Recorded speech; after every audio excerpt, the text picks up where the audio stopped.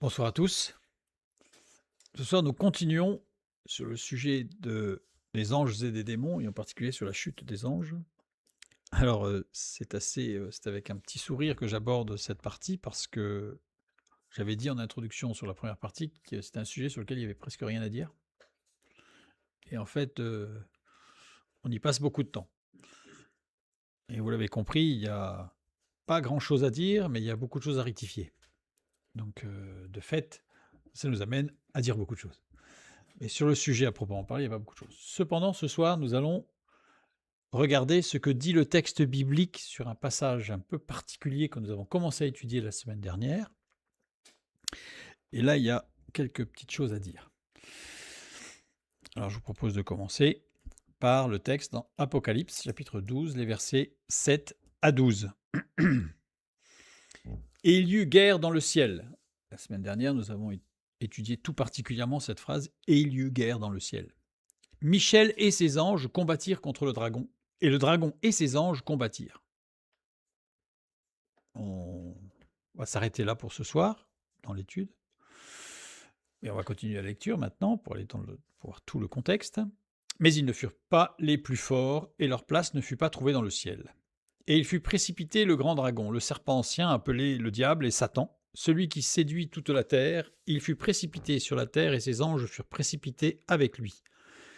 Et j'entendis dans le ciel une voix forte qui disait : Maintenant le salut est arrivé, et la puissance et le règne de notre Dieu, et l'autorité de son Christ, car il a été précipité l'accusateur de nos frères, celui qui les accusait devant notre Dieu jour et nuit. Ils l'ont vaincu à cause du sang de l'agneau et à cause de la parole de leur témoignage, et ils n'ont pas aimé leur vie jusqu'à craindre la mort. C'est pourquoi réjouissez-vous, cieux, et vous qui habitez dans les cieux. Malheur à la terre et à la mer, car le diable est descendu vers vous, animé d'une grande colère, sachant qu'il a peu de temps. C'est pourquoi réjouissez-vous, cieux, et vous qui habitez dans les cieux. Malheur à la terre et à la mer, car le diable est descendu vers vous, animé d'une grande colère, sachant qu'il a peu de temps.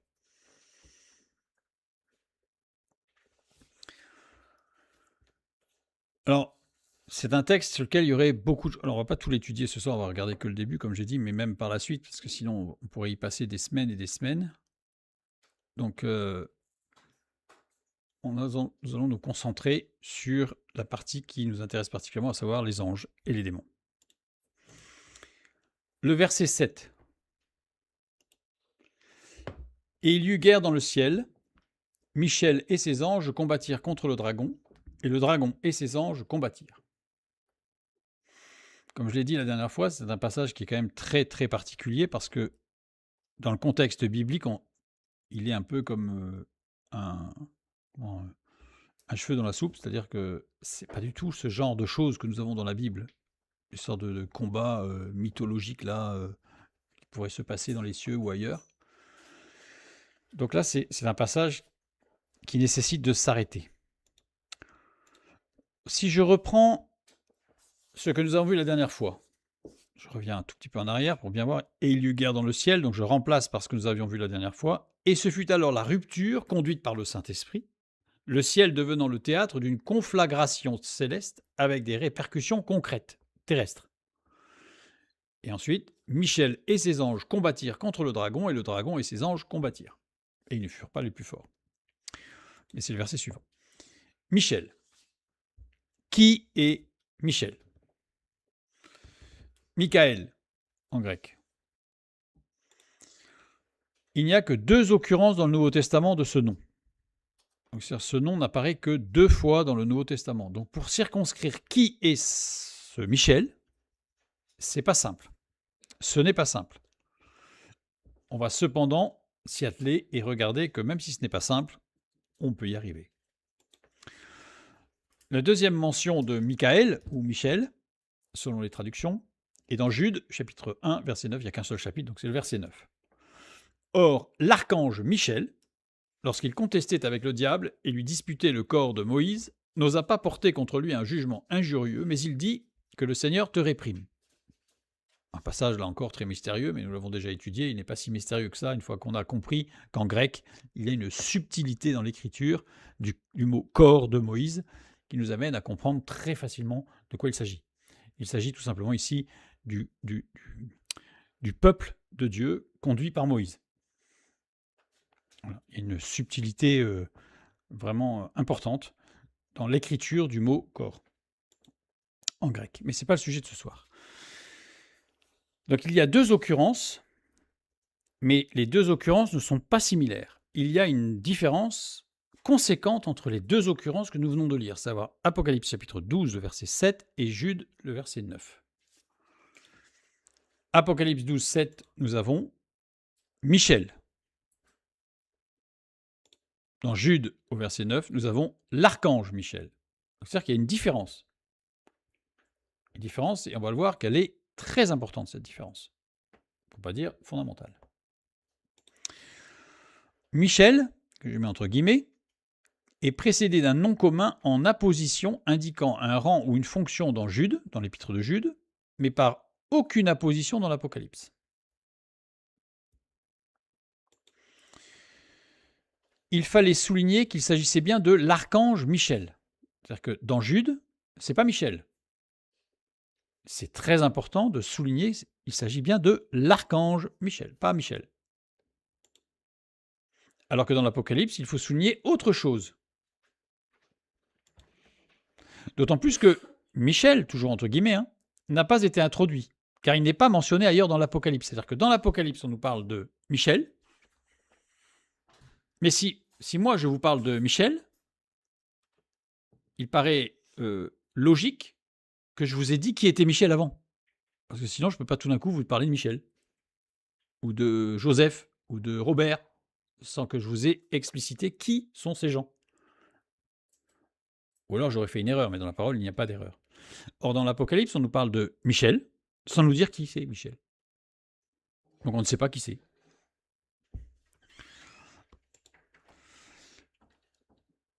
Dans Jude, il y a un consensus assez large qui se dégage parmi les exégètes, ceux qui étudient les textes bibliques depuis, je dirais, les pères de l'Église, pour une datation de l'épître de Jude autour des années 60-65. Donc ici, dans les exégètes même modernes, on nous dit l'épître de Jude a été écrit entre les années 60 et 65, avant la destruction du temple. Voilà à peu près la date de l'écriture du texte de Jude.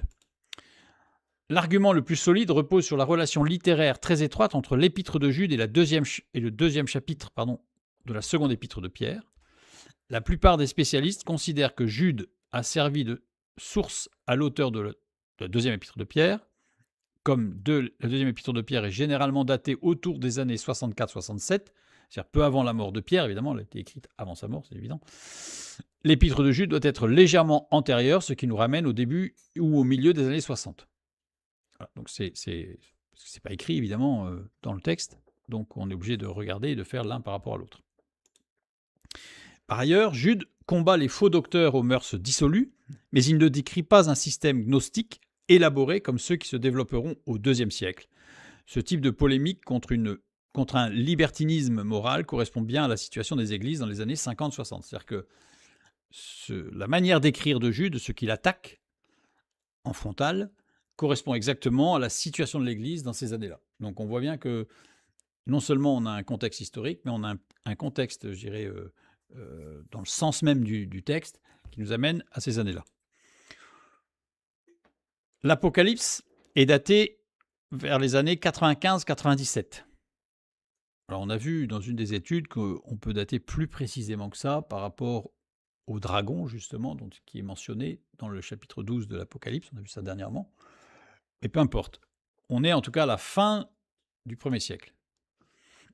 Donc ça veut dire qu'entre les deux, entre Jude et l'Apocalypse, il y a 30 ans d'écart. Parce que quand on lit le Nouveau Testament, on peut se dire, Jude, c'est juste avant l'Apocalypse, donc oui, on parle du même Michel, quoi. Oui, mais sauf qu'il y a 30 ans d'écart entre les deux textes. Donc s'il y a 30 ans d'écart, ça veut dire que Jean ne pouvait pas dire, oui, non, mais tout le monde saura que c'est celui dont il a parlé Jude il y a 30 ans. C'est pour bien montrer que le fait que Jude parle de l'archange Michel et que Jean, dans l'Apocalypse, ne cite que Michel, a une importance qu'il va falloir relever. Michel ou Michael, en grec, vient d'un terme hébreu, Michael. traduit par semblable à Dieu. Michael vient de 3 mots en hébreu. Mi, qui et elle. Mi, quiconque. Qui désigne un lien de causalité, on va dire car, ou parce que, ou comme. Qui, comme il est dagesh, c'est-à-dire que le kaf est pointé, il y a un point au centre, c'est-à-dire qu'il faut le doubler dans son écriture sémantique. Et donc on peut voir en fait sa construction. Le premier kaf, un moule qui reçoit et communique toutes les formes, donc c'est un moule dans lequel on vient y mettre quelque chose qui va ressortir avec la forme donnée. Et ensuite, les 2 dernières lettres désignent l'effet d'une force liante et assimilante. Donc il y a quelque chose qui va faire que ça va s'assembler, se consolider. Et elle, c'est Dieu. Donc désigne quelqu'un, si on prend dans sa construction, ce que ça veut dire, désigne quelqu'un de quelconque qui a reçu par la puissance de Dieu et par une action divine la grâce. Il a reçu quelque chose par grâce, littéralement. Donc Michel, c'est quelqu'un qui a reçu quelqu'un par une grâce de Dieu particulière. Il y a cependant un problème syntaxique dans cette traduction qui nous est donnée de Michael, traduit par semblable à Dieu. Les noms se terminant par le substantif « elle » sont construits comme des phrases dont Dieu est le sujet. Or là, quand on nous donne la traduction de Michael, Dieu n'est pas le sujet. Semblable à Dieu. C'est-à-dire que Dieu n'est pas le sujet. Ça veut dire que la traduction ne correspond pas à la construction sémantique du nom. Quelques exemples. Dans Genèse chapitre 16, au verset 11, nous lisons « L'ange de l'Éternel lui dit, voici, tu es enceinte et tu enfanteras un fils à qui tu donneras le nom de Ismaël. » Ismaël. Donc c'est Sarah, bien sûr, car l'Éternel t'a entendu dans ton affliction. Ismaël ou Ishmaël, Dieu va entendre. Dieu va entendre. Donc c'est la traduction de Ismaël. Oui, Agar, pardon. Oui. Évidemment, c'était le récit de Sarah, Abraham et Agar. Donc c'est Agar, évidemment, qui va avoir comme fils Ismaël, bien sûr. Donc Ismaël se termine par elle, le substantif elle, et Dieu est bien le sujet. Dieu va entendre. Prenons un autre texte, dans Genèse 32, les versets 26 à 28. Alors il dit, ton nom ne sera plus Jacob, mais Israël, car tu as lutté avec Dieu et avec les hommes, et tu as vaincu. Alors, pour la traduction d'Israël, on nous dit souvent que c'est « il a lutté contre Dieu ». Mais là, il y a un problème encore, parce que Dieu n'est pas le sujet. Voire, il y a même un problème théologique, parce que non seulement il va lutter contre Dieu, mais il va gagner. C'est quand même très fort. Donc si je regarde « car », on a le « qui », comme tout à l'heure, qui implique un lien de causalité, qui se crie, puisqu'il est dagesh, kaf, kaf, yod, avec le moule qui reçoit et communique les formes, et ensuite l'effet d'une force liante et assimilante. Israël. Tu as lutté avec Dieu. Le verbe lutter, c'est sarita, conjugué. Sarita, c'est le verbe Sarah, à la 3e personne du singulier, au radical kal et au mode parfait. Ça interpelle un peu, parce que Sarah, c'est le nom de la grand-mère de Jacob. On va voir évidemment qu'il y a un jeu de mots assez extraordinaire.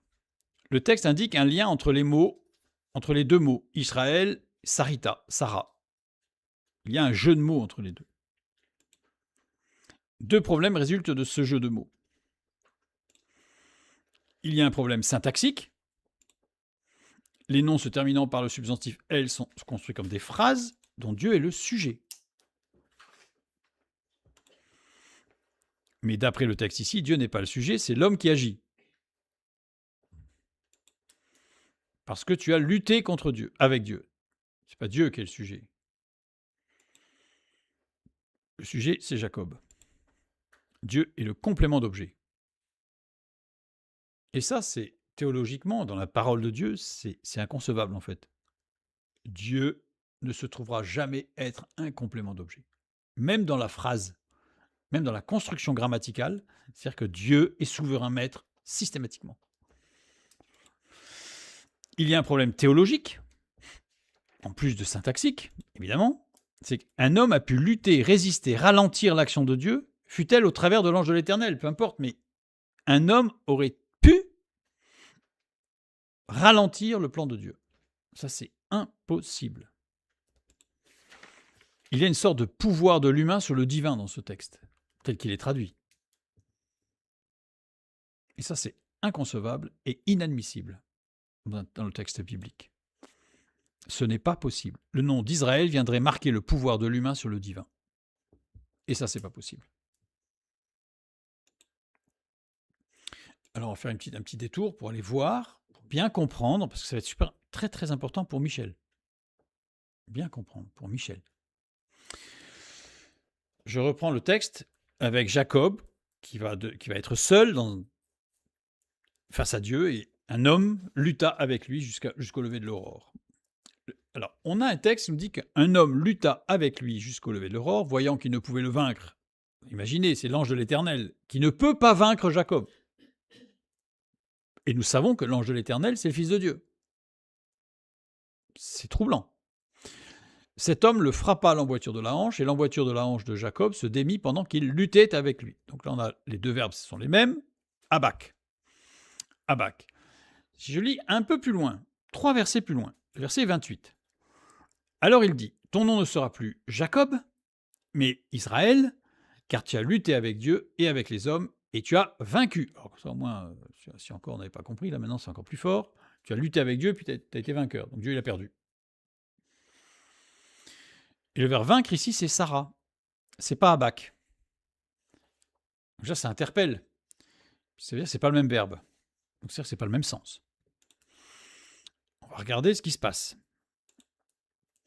L'emploi de 2 mots différents souligne la volonté des jeux de mots avec Sarah, justement. En rapport avec les grands-parents de Jacob, Abraham et Sarah. En rapport avec Israël, le nouveau nom de Jacob. C'est-à-dire qu'il y a un rapport entre ce qui s'est passé pour Sarah et il y a un rapport avec ce qui va se passer pour Jacob. Juge chapitre 9, verset 22. On va faire quelques petits détours dans le texte rapides, parce que ce serait long, mais... Abimélec avait dominé 3 ans sur Israël. Le verbe dominer ici, c'est vayassar. On y retrouve la racine de Sarah, qui libère, qui résout, qui produit, qui est juste, coordonné, harmonieux, qui est solide, résistant, tenace. On voit déjà le caractère de Sarah d'ailleurs, au travers de son nom. Racine, Shin Reish, donc les 2 dernières lettres de Vayassar, qui se forment la racine de Sarah. Racine utilisée pour désigner un gouvernement libéral, facile, indulgent, producteur au dedans, puissant, robuste, redoutable, dominateur au dehors, et qui étend son empire en le dirigeant d'après des lois justes, lumineuses, modelées sur les lois immuables de l'ordre et de l'harmonie universelle. C'est quelque chose de beau. C'est beau. Et ça concerne Abimélec. Parce que c'est Abimélec qui avait dominé 3 ans sur Israël. C'est pas l'inverse. Point d'interrogation, qu'est-ce que ça veut dire? Prenons les versets qui suivent, 23 et 24.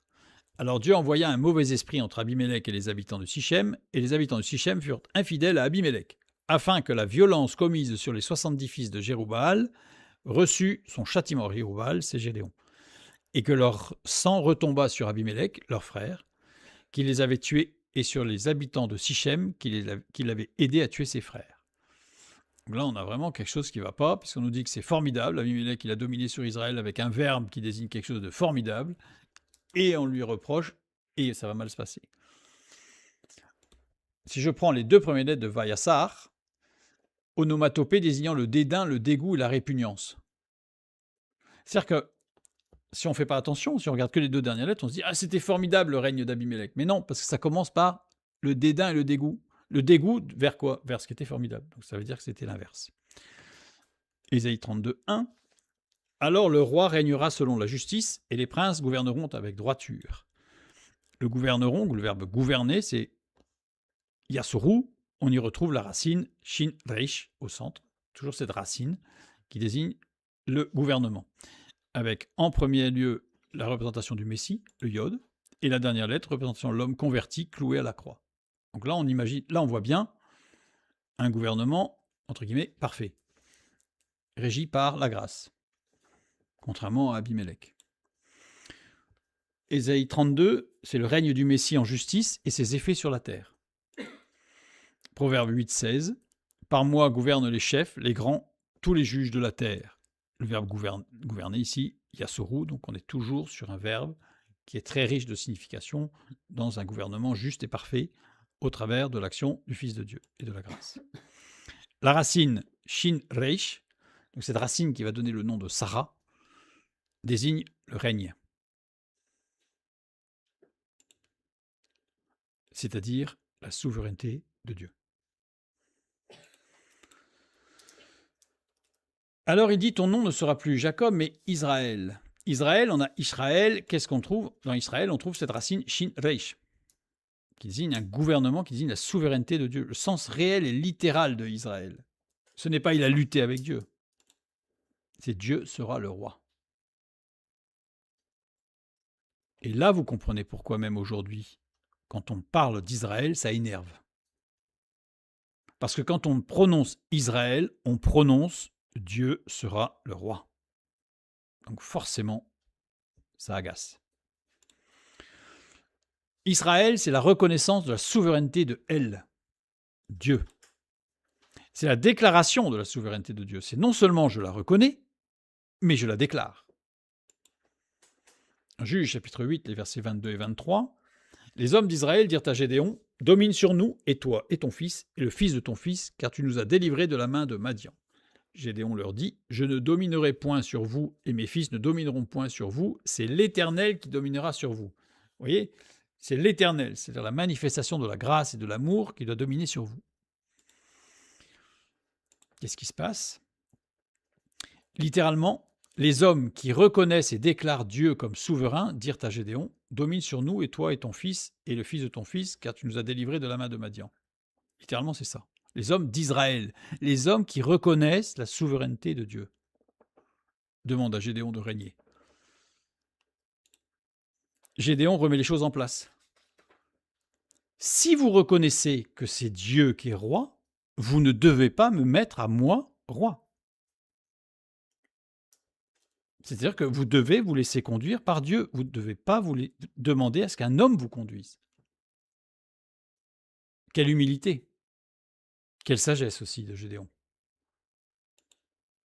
Seul Dieu doit régner sur vous. C'est ce qu'il dit là, Gédéon. Vous devez vous laisser conduire par Dieu. Vous ne devez pas chercher à être conduit par un homme que vous considérez être lui-même conduit par Dieu. Mais c'est vous directement qui devez être conduit par Dieu. Pas d'intermédiaire. Le chrétien authentique est celui qui reconnaît Jésus comme le Fils de Dieu et qui accepte de placer sa vie sous sa divine autorité. Il ne s'agit pas d'une simple formulation de mots, mais d'une sincère détermination à lui obéir et à le suivre fidèlement comme Seigneur et Maître. C'est-à-dire qu'on a Jésus Sauveur, Jésus est appelé Sauveur 24 fois dans le Nouveau Testament, et on a Jésus Seigneur, 433 fois dans le Nouveau Testament. On voit bien l'importance où elle est. Évidemment que Jésus Sauveur est important, c'est la porte d'entrée, mais c'est largement insuffisant. Largement insuffisant. Et Israël, Jacob est passé en Israël, son nom, c'est-à-dire qu'il devait accepter la souveraineté de Dieu dans sa vie. Et d'ailleurs, c'est intéressant, parce que quand vous prenez les textes qui nous parlent de Jacob, vous avez des textes, parfois c'est Israël, parfois c'est Jacob, parfois c'est un mélange des deux. Alors sachez qu'à chaque fois que Dieu l'appelle Jacob, c'est parce qu'il n'est plus sous l'autorité souveraine de Dieu, il la refuse, et qu'à chaque fois que la parole de Dieu nous parle d'Israël, c'est parce qu'il est sous l'autorité de Dieu, il revient sous la souveraineté de Dieu.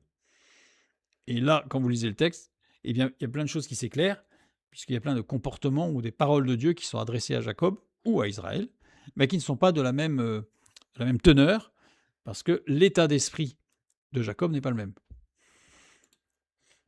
Donc là, Jésus est appelé Seigneur, c'est élément essentiel dans la prédication des apôtres de Christ. On voit ça dans Actes chapitre 2, mais pas que dans les Actes, on voit aussi évidemment dans toutes les épîtres de Paul particulièrement, où l'accent est mis sur Jésus Seigneur et non pas Jésus Sauveur. Bien sûr, Jésus Sauveur, c'est incontournable, on ne l'enlève pas, on ne le diminue pas, mais c'est largement insuffisant. Si vous êtes invité chez quelqu'un à passer une soirée, En règle générale, on ne passe pas la soirée debout sur le paillasson à l'entrée. C'est-à-dire qu'on va dans la maison et on rentre chez l'invité. Accepter Jésus sauveur sans accepter Jésus Seigneur, c'est rester sur le paillasson. Alors s'il pleut dehors, c'est déjà pas mal, mais c'est largement insuffisant. Maintenant, on est sur Israël. Donc Israël, on a vu qu'en fait, c'est Dieu est souverain. Donc on a bien Dieu le sujet. Au même titre que Ismaël, c'est Dieu va entendre. Israël, c'est Dieu est souverain. On prend un autre exemple, dans Daniel chapitre 1, verset 6. Il y avait parmi eux, d'entre les enfants de Juda, Daniel, Anania, Michaël et Azaria. Daniel, voilà, c'est un copier-coller malheureux, c'est Daniel. Hein. Dieu est mon juge. Donc c'est encore Dieu le sujet. Et puis on a notre fameux Michaël. Notre fameux Michaël. En grec, Michaël. Comme dans notre texte de l'Apocalypse. Ça vient de 3 mots, on l'a déjà vu tout à l'heure, je les reprends. Les deux, maintenant je regarde la construction sémantique, les racines utilisées pour les mots. Donc les 2 premières lettres désignent l'idée de quelque chose dont l'essence intime reste inconnue. C'est pour ça que c'est ce mot qu'on va utiliser pour poser une question. Qui, quoi, qu'est-ce, lequel, laquelle, c'est-à-dire qu'on ne sait pas. Désigne quelque chose ou quelqu'un dont l'essence est inconnue. Littéralement, c'est qui est comme Dieu ou comment être comme Dieu. Michaël. Mais ça pose un problème, puisque Dieu n'est pas le sujet. Question qui interpelle sur la toute-puissance de Dieu. Donc on va voir en fait le problème, parce qu'on va avancer. On a compris qu'il y a un problème. Cette question qui interpelle sur la toute-puissance de Dieu rappelle le psaume 89 au verset 8, quand il est dit « Éternel Dieu des armées, qui est comme toi, puissant ô Éternel, ta fidélité t'environne ?» Mais est-ce que Michaël doit être systématiquement lu comme un nom? C'est la question qu'on va se poser. Puisque tous les mots qui se terminent par « elle » sont des phrases, en réalité. Donc, doit-on y lire un nom? Alors, je vais donner un exemple pour bien montrer que ce n'est pas systématique. Jésus ne s'appelle pas Emmanuel, alors que la prophétie en Ésaïe 7 le dit. Ésaïe 7, 14 nous dit « C'est pourquoi le Seigneur lui-même vous donnera un signe. Voici, la jeune fille deviendra enceinte, elle enfantera un fils, et elle lui donnera le nom de Emmanuel. » Est-ce que vous avez un seul texte biblique dans le Nouveau Testament où Jésus est appelé Emmanuel? Alors, soit il manque quelque chose dans le Nouveau Testament, soit la prophétie d'Ésaïe s'est trompée. Ou alors c'était un petit nom que son papa et sa maman lui ont donné, mais que surtout personne ne connaissait. Bien sûr que non. Pourtant, il a été appelé Jésus et pas Emmanuel. Ou Yeshua. Alors, si je regarde le texte ici, il n'y a pas le « et ». Et elle lui donnera. Il n'y a pas de « et » dans le texte original. Il n'y a pas le « et ». Elle donnera le nom d'Emmanuel. Et elle non plus d'ailleurs. Elle n'est pas dans le texte original.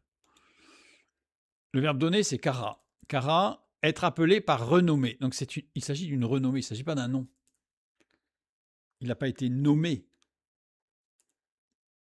C'est la réputation qu'il avait. Le nom Shem. Shem, ça veut dire nom, mais ça veut dire aussi renommé. Donc il sera appelé par renommée, et avec une redondance en plus dans le nom renommé, c'est vraiment sa renommée. Immanuel.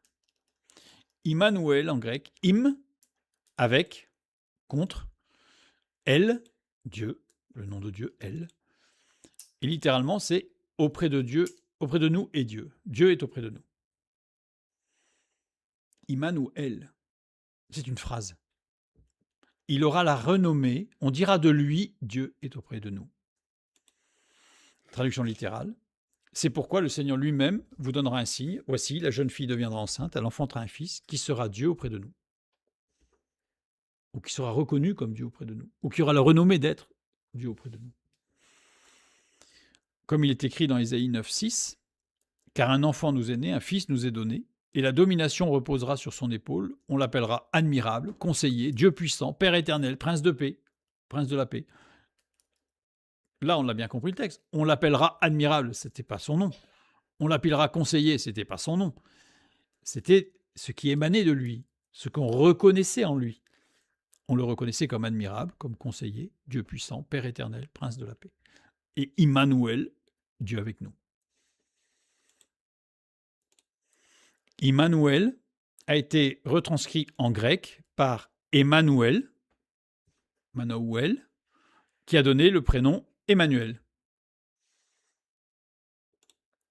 Il faut savoir que les manuscrits du Nouveau Testament les plus anciens et les plus fiables, datant du IVe siècle, sont écrits en oncial. Oncial, c'est quoi? C'est une version calligraphique de l'écriture commune romaine. Ces manuscrits sont écrits entièrement en majuscules, sans espace entre les mots et sans ponctuation.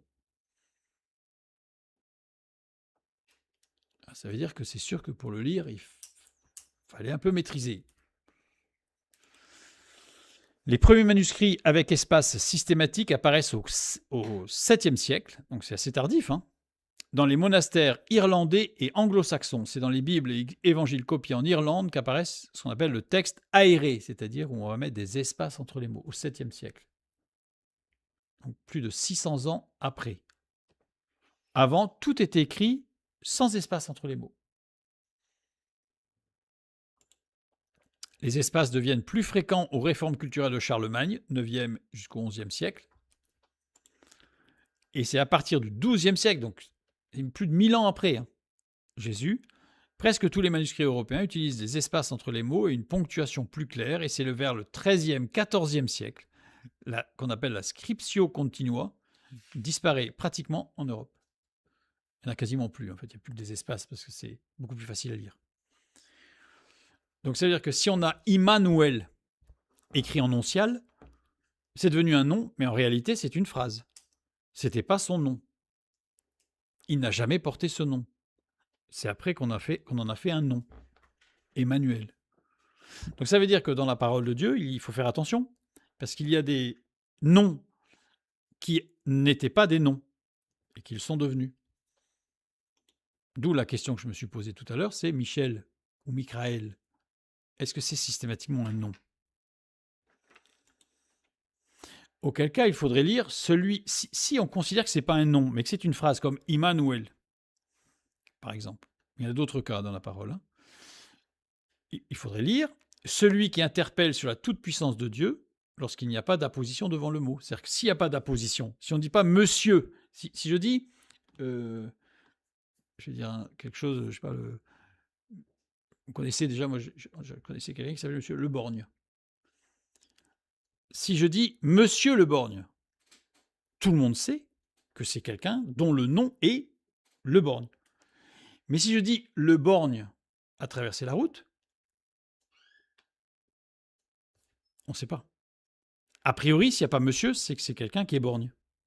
Et que tout le monde connaît dans la rue, mais il a traversé la route. Et donc dans la parole de Dieu, on a le même cas. On a pour Jude une apposition qui nous dit l'archange Michel. Donc. Par contre, dans l'Apocalypse, on nous parle de Michel. Ou Michael. Sans apposition. Hop, attendez. J'ai un petit souci. Il faut que je revienne en arrière. Voilà. Donc, nous avions vu que Michel, dans Jude, est précédé d'une apposition qui le fait le différencier, l'archange Michel, alors que dans l'Apocalypse, il n'y en a pas. Je prends Apocalypse 12, 7. Si je reprends tout ce qu'on vient de lire, plus ce que nous avons vu la semaine dernière, et ce fut alors la rupture conduite par le Saint-Esprit, le ciel devenant le théâtre d'une conflagration céleste avec des répercussions concrètes, celui qui interpelle sur la toute-puissance de Dieu et ses anges combattirent contre le dragon, et le dragon et ses anges combattirent. Parce qu'en fait, rien dans le texte nous dit que c'est un nom, bien au contraire. Contrairement à Jude, mais on va y venir à Jude. Parce que justement, regardons ce qui est écrit au sujet de ce Michel qui interpelle sur la toute-puissance de Dieu.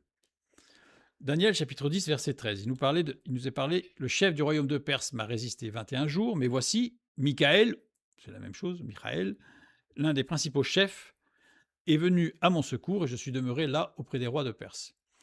Nous avions vu dans l'étude que nous avons menée il y a quelques semaines que ici il s'agit d'un homme d'entre les hommes importants qui se lève pour défendre le peuple de Dieu. Et il ne s'agit pas d'un ange, ni d'un archange. Je renvoie vers la partie 4b. Toujours Daniel chapitre 10 verset 21, mais je veux te faire connaître ce qui est écrit dans le livre de la vérité. Personne ne m'aide contre cela excepté Michaël, votre chef. Cet homme important devient le chef du peuple de Dieu. Dans Daniel. Donc c'est un homme qui a une place politique importante, qui va défendre le peuple de Dieu et qui à un moment donné va devenir même le chef du peuple de Dieu. Daniel chapitre 12 verset 1. En ce temps-là se lèvera Michaël, le grand chef, le défenseur des enfants de ton peuple, et ce sera une époque de détresse, telle qu'il n'y en a point eu de semblable depuis que les nations existent jusqu'à cette époque. En ce temps-là, ceux de ton peuple qui seront trouvés inscrits dans le livre seront sauvés. Un jour, en ce temps-là, un autre homme se lèvera pour défendre les enfants de son peuple qui seront inscrits dans le livre. Il sera à l'instar de ce Michaël, le chef. Et il les défendra.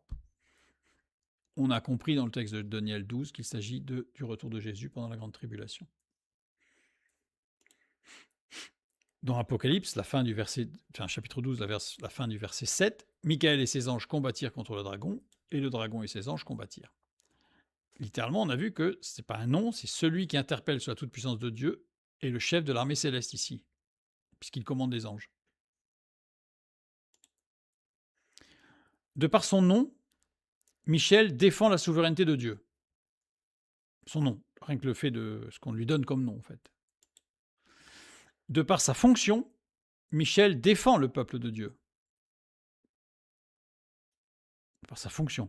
Donc, il a un nom qui défend la souveraineté de Dieu, il a une fonction qui défend le peuple de Dieu. De par sa position, Michel est le chef du peuple de Dieu. De par son autorité, Michel est le chef de l'armée céleste. Il a quand même pas mal d'attributs, ce Michel. Tout comme l'expression Immanuel définit le Fils de Dieu en tant que Dieu avec nous, et est devenu un prénom. Aujourd'hui c'est un prénom, c'était un nom avant, mais aujourd'hui c'est un prénom. Michaël définit le Fils de Dieu en tant que révélateur de la toute-puissance de Dieu, et est devenu un prénom. C'est-à-dire qu'en fait, dans l'Apocalypse au chapitre 12 et au verset 7, il est parlé de qui? Du Fils de Dieu. Il est parlé du Fils de Dieu dans sa fonction de défenseur du peuple. Et les plus anciennes inscriptions en hébreu ou proto-hébreu montrent souvent une séparation des mots, mais pas toujours par un espace.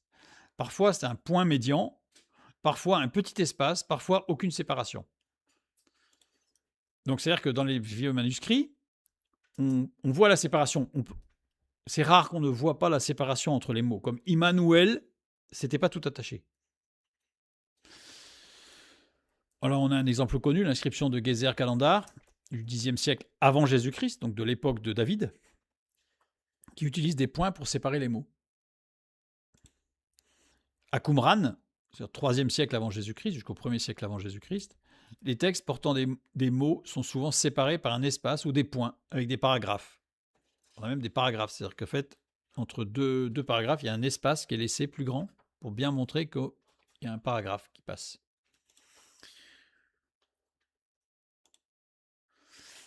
Mais les textes du Nouveau Testament, eux, ont été écrits en grec. Donc quand il y a une reprise d'un terme de l'Ancien Testament, même s'il y avait des espaces en oncial, il n'y avait plus d'espace. Ce qui rendait les choses difficiles. Comme par exemple Michaël. La retranscription de Michaël en grec, ça donnait tout attaché Michaël.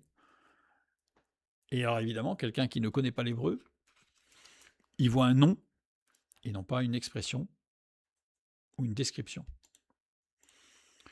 Revenons sur l'apposé archange dans Jude. Parce que dans Jude, par contre, il est parlé de l'archange. Donc là, attention. Le verset 9. Or, l'archange Michel, lorsqu'il contestait avec le diable, il disputait le corps de Moïse, j'ai expliqué tout à l'heure, n'osa pas porter contre lui un jugement injurieux, mais il dit que le Seigneur te réprime. Alors, là, il y a un décalage, parce que normalement, c'est archange, je ne sais pas pourquoi j'ai encadré Michel, mais archagélos, archange. le terme archange, alors on a vu que Michel n'était utilisé que 2 fois dans le Nouveau Testament, mais le terme archange est utilisé que 2 fois aussi dans la Bible. Dans toute la Bible. Donc pour aller en faire une théorie, c'est un peu compliqué quand même. La deuxième occurrence se trouve dans 1 Thessaloniciens chapitre 4 verset 16. Car le Seigneur lui-même a un signal donné à la voix d'un archange et au son de la trompette de Dieu descendra du ciel et les morts en Christ ressusciteront premièrement. Ah ben voilà, comme ça on cache tout, c'est bien. O Akargelos, qui était l'archange. Petit défaut sur l'écran, mais c'est pas grave. L'archange, c'est O Akargelos. O, c'est bien un article défini singulier le. Le. Et oui, c'est parce qu'en fait, si je mets les mots dans le bon ordre, en grec, c'est pas l'archange Michel, c'est Michel l'archange. Même en français, vous ne sentez pas la différence là? Si je vous dis l'archange Michel, ou si je vous dis Michel l'archange, vous ne sentez pas qu'il y a une énorme différence? Michel, c'est le archange. Ça veut dire que l'archange, il n'y en a qu'un. Et si je dis l'archange Michel, c'est totalement différent. Or, dans le texte grec, c'est bien or Michel l'archange. O, le archange. Article défini qui fait que c'est totalement différent de un archange ou un des archanges. C'est bien le archange, celui-là. Il n'y en a pas d'autre. Si je regarde dans 1 Thessaloniciens chapitre 4, le verset 16, l'expression d'un archange, nous avons akargelou. Akargelou, il n'y a pas d'article. Voilà. C'est un choix de traduction que de traduire par d'un archange ou de l'archange. C'est-à-dire que c'est un choix de traduction. C'est-à-dire qu'on peut dire d'un archange ou on peut dire de l'archange. Michel. De l'archange. Au son de l'archange. Si je dis au son de l'archange, c'est pas du tout la même chose que d'un archange.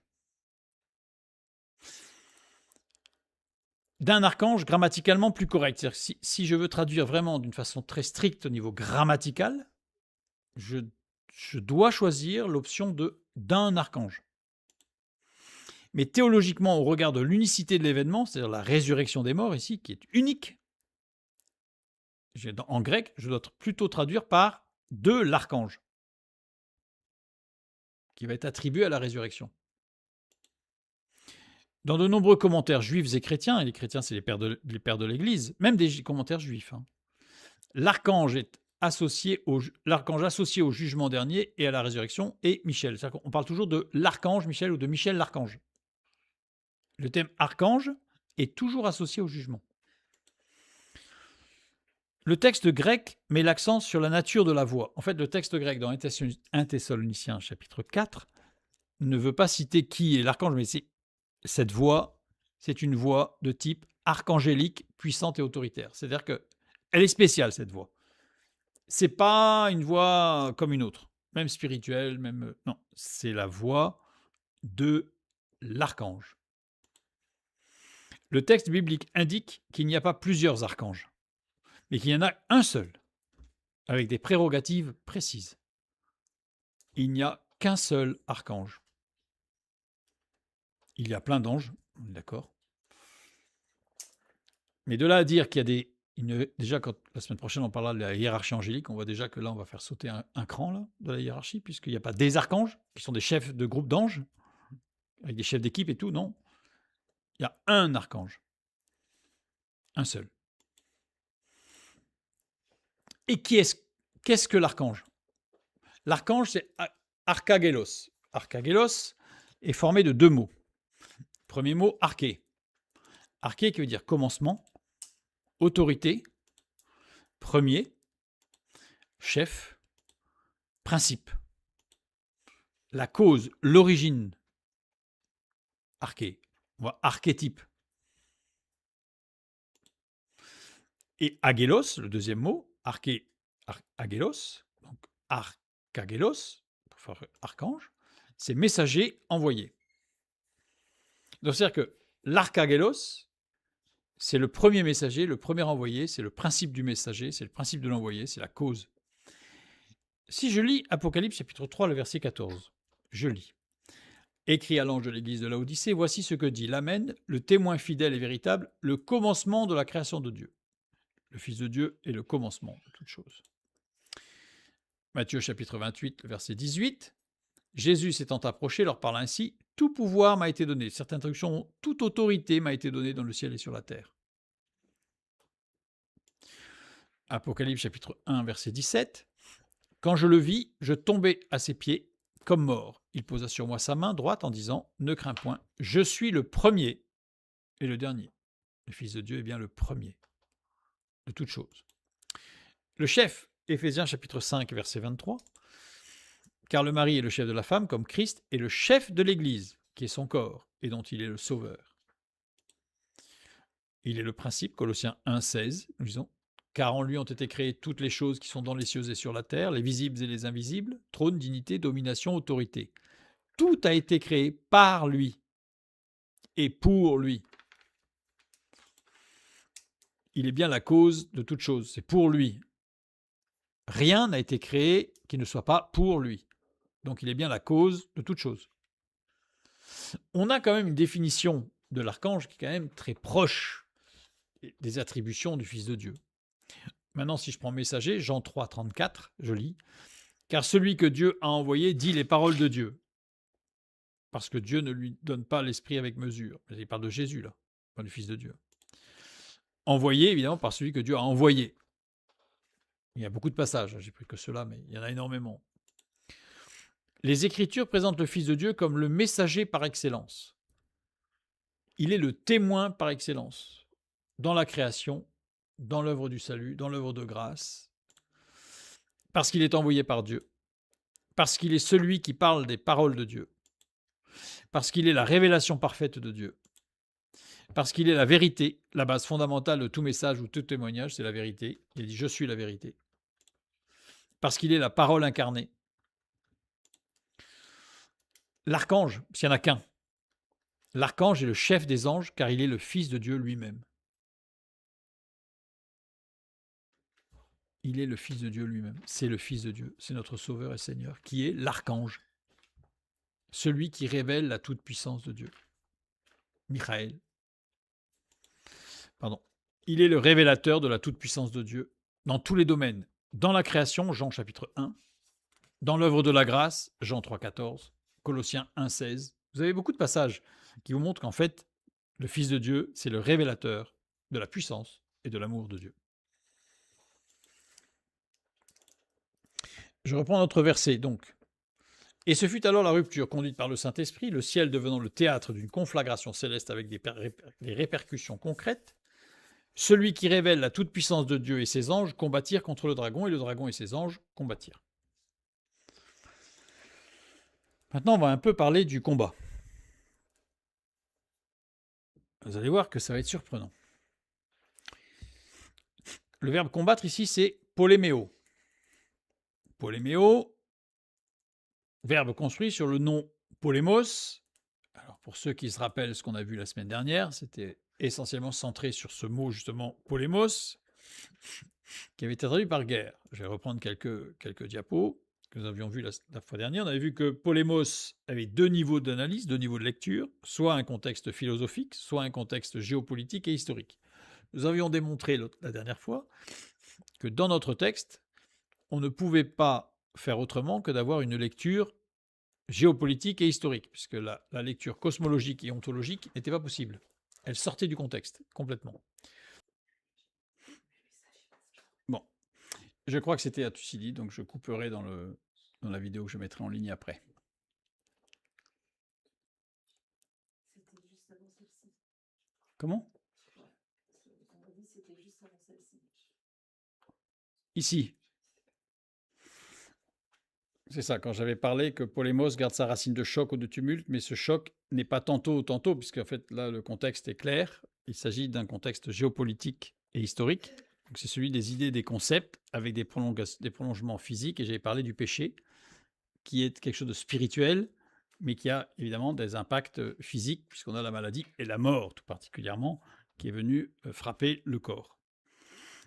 Et après, j'avais repris l'exemple qui définit le polémos par Thucydide, dans son histoire de la guerre du Péloponnèse, Parce que c'est lui qui a le mieux analysé, je pense, dans des textes. Il y a Platon aussi dans la République, mais c'est surtout Thucydide qui a le mieux analysé le polémos et le stasis. Le polémos étant la concrétisation extérieure de ce conflit, et le stasis, c'est quand c'est à l'intérieur. Et le polémos que Thucydide met en évidence, c'est quand il parle de la grande guerre entre Athènes et Sparte, qui va être le catalyseur. Ah, si, il y a du son là.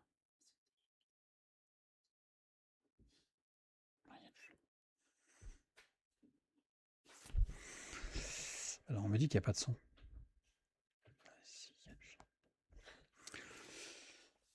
On a le cas de Corcyre, qui est une ville sur une île qui s'appelle l'île de Corcyre d'ailleurs, dans laquelle les oligarques se sont positionnés pour Athènes ou pour Sparte, c'est-à-dire qu'ils ne sont pas directement impliqués dans le conflit, mais ils vont se positionner dans le conflit qui leur est extérieur, ce qui va générer une stasis, c'est-à-dire à l'intérieur, il va y avoir un conflit qui va révéler la nature profonde des uns et des autres, puisqu'il y en a certains qui vont massacrer les autres. Donc on voit bien la nature profonde qui va se manifester.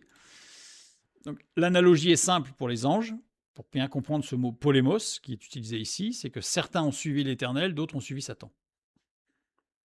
C'est-à-dire que les anges n'ont pas, à proprement parler, on va dire, chuté ou péché contre Dieu, mais ils ont décidé de suivre Satan et non pas de suivre Dieu.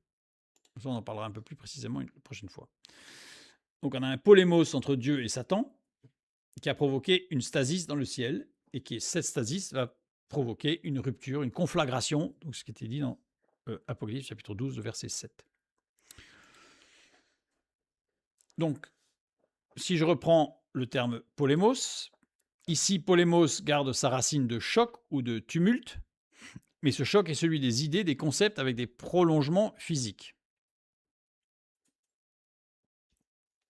Donc si j'essaye de prendre la définition du verbe poléméo, basé sur polémos, construit sur polémos, poléméo, c'est un acte de s'engager dans un conflit, que ce soit interne ou externe. En général, si c'est interne, le stasis finit toujours par le polémos. C'est-à-dire qu'un conflit interne, de cette nature-là, évidemment, aboutira systématiquement, inéluctablement, indubitablement, à un polémos.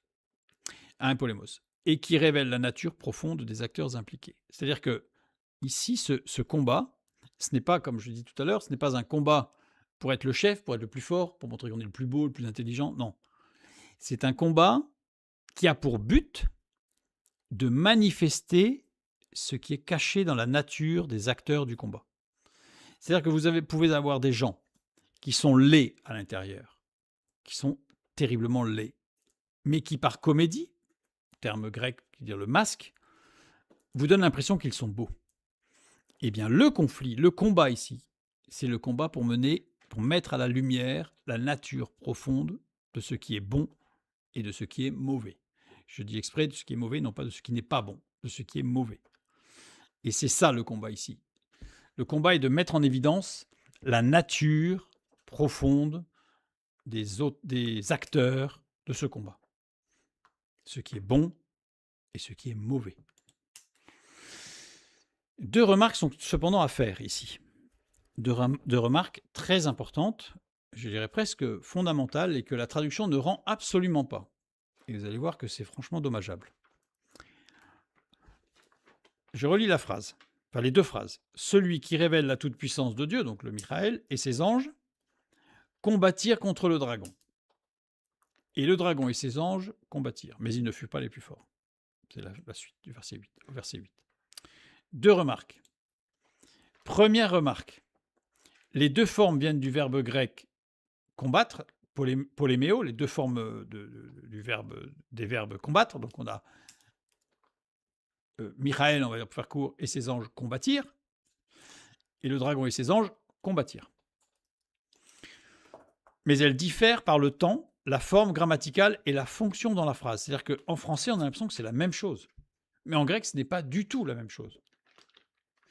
Et on va le voir. Et la deuxième remarque que l'on va soulever tout à l'heure, c'est celui qui révèle la toute-puissance de Dieu, Michael, et ses anges combattirent contre le dragon.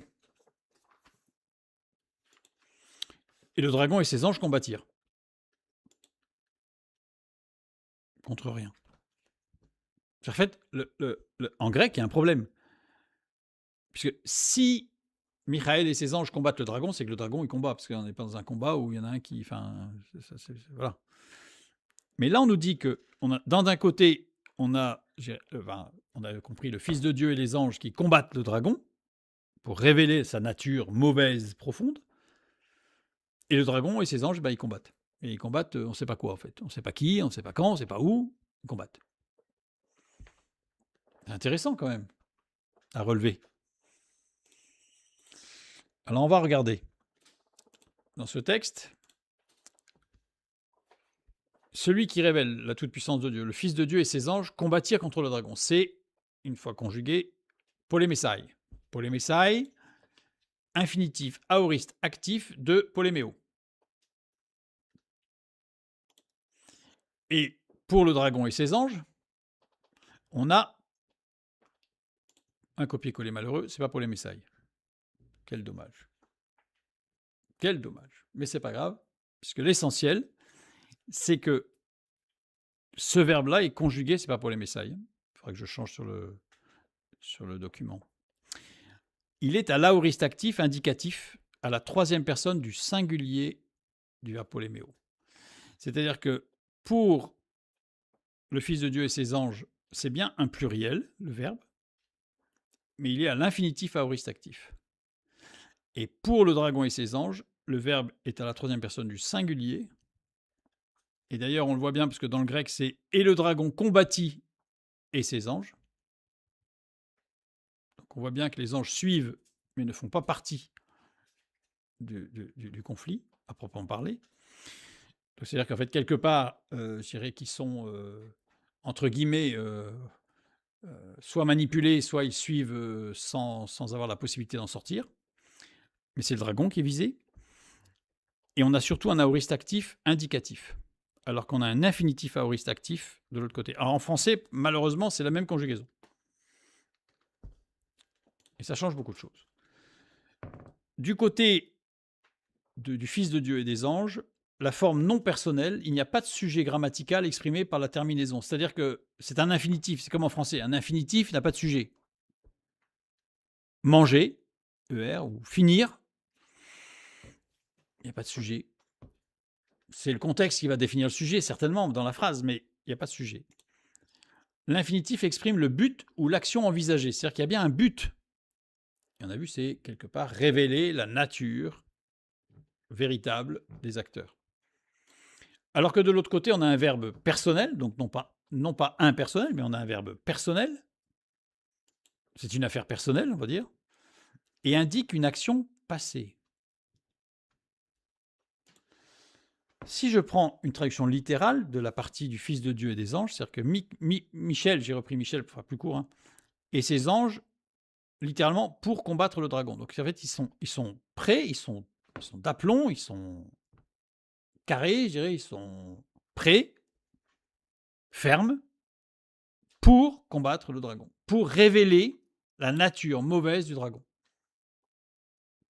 En fait, on ne parle pas de on parle pas de combat tel que nous, on pourrait l'imaginer quand on voit le verbe combattre, avec des coups d'arc, d'épée et de bouclier. Non, pas du tout.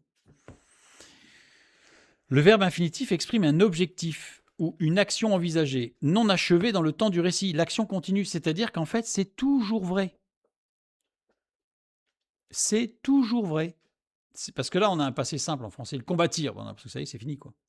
Mais non. C'est qu'ils ont combattu, ils combattent, et ils combattront. Mais dans la position où ils sont prêts, et au moment opportun, ils révéleront la nature mauvaise des acteurs qui en face. Et le dragon et ses anges combattirent. La traduction littérale, c'est le dragon combattit ou eut combattu. C'est passé, c'est fini. C'est fini. Il a perdu. Il ne combat plus. Il ne peut plus rien faire. L'indicatif passé, exprimant une action réelle et totalement achevée, c'est-à-dire que c'est fini. Vous imaginez la différence de traduction, hein. Elle est colossale.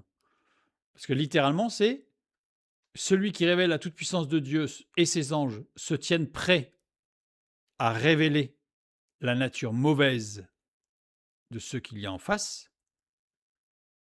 Et le dragon, il a essayé à un moment donné, mais c'est fini, il ne peut plus rien faire.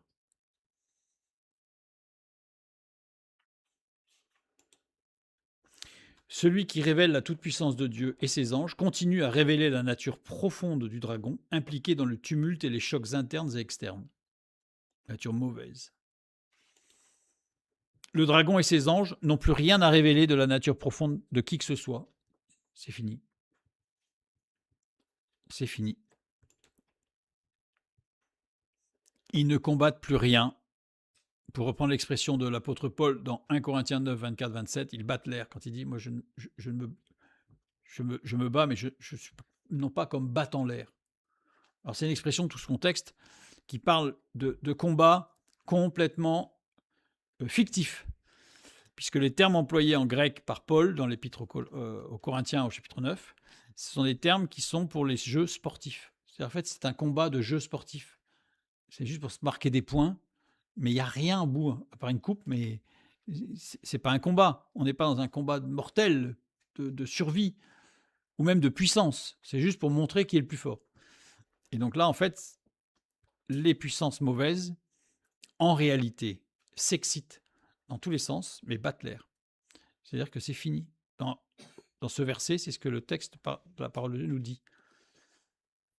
Le Fils de Dieu et ses anges se tiennent prêts, se tiendront prêts et ne lâcheront jamais.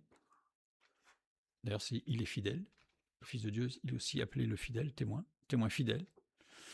Alors que le dragon, c'est fini. Il ne peut plus rien faire. Que Dieu vous bénisse et à la semaine prochaine pour la suite.